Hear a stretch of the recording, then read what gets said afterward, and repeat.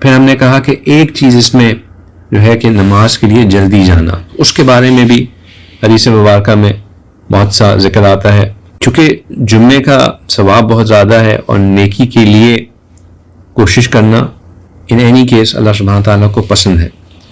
جمعے کی جب اذان ہو جائے تو قرآن پاک میں بھی اس بات کا حکم ہے کہ ہم اپنے کاموں کو چھوڑ دیں اور جمعے کی طرف بڑھیں۔ یہاں پہ اب جو ہے وہ پہلی اذان بالکل نماز کے وقت پہ ہو جاتی ہے، اور اس کے بعد پھر بہت لمبے گیپ کے بعد تقریباً کبھی گھنٹے کے بعد جو ہے وہ تو جو اذان کا حکم ہے کہ اذان ہو جائے اور کاموں کو چھوڑ دیا جائے تو وہ پہلی اذان پہ ہی لاگو ہو جاتا ہے۔ تو ہمیں کوشش یہی کرنی چاہیے کہ جیسے ہی پہلی اذان ہو جائے اس کے فوراً بعد ہی جمعے کے لیے ہم نکل جائیں اور جمعے میں جا کے بیٹھ جائیں۔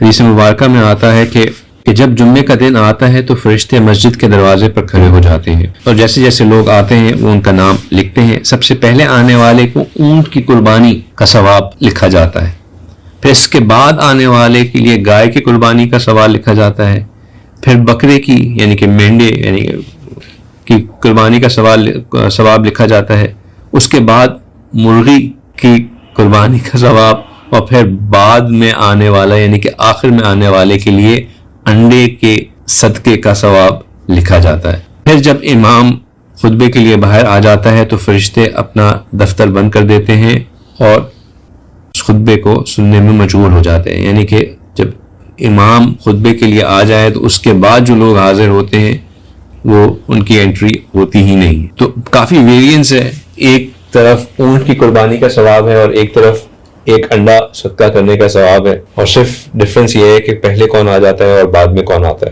تو کوشش یہی کرنی چاہیے کہ ہم جتنی جلدی پہنچ سکیں جائیں۔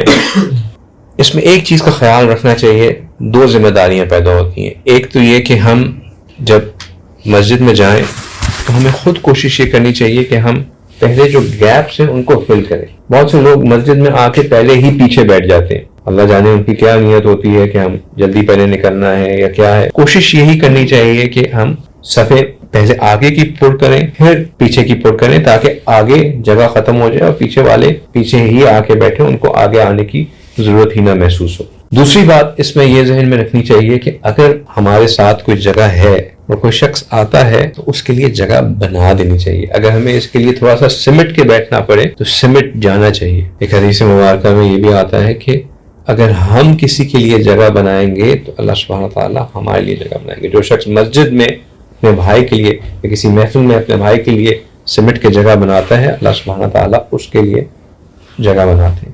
تو ہمیں سمٹ جانے میں وہ نہیں ہونا چاہیے۔ بعض اوقات کوئی آ کے ہمیں تھوڑا سا یوں کر دیتا، ہم اس کو گھوڑی ایسے دیتے ہیں کہ بیچارہ ہل کے رہ جائے۔ اس کے بجائے کوشش یہ کرنی چاہیے کہ محبت کے ساتھ اس کو اپنے ساتھ بٹھایا جائے اور اس کو اکوموڈیٹ کیا جائے۔ تیسری چیز یہ کہ گردنیں پھلانگ کے جانے سے جس قدر زیادہ کوشش کی جا سکے اس کو اوائڈ کرنا چاہیے۔ یہ بہت ناپسندیدہ عمل ہے۔ اس طرح پھلانگنا، لوگوں کے اوپر سے ان کو تکلیف دینا، یہ سخت ممنوع چیز ہے اور اس کو پسند بالکل نہیں کیا جاتا۔ حدیث مبارکہ میں آتا ہے کہ جس نے جمعے کے دن لوگوں کی گردنوں کو پھلانگا، اس نے اپنے لیے جہنم کی طرف لے جانے والا ایک پل بنایا۔ یہ بہت سخت وعید ہے۔ تو گردنوں کو پھلانگ کے جانا بالکل پسندیدہ عمل نہیں ہے۔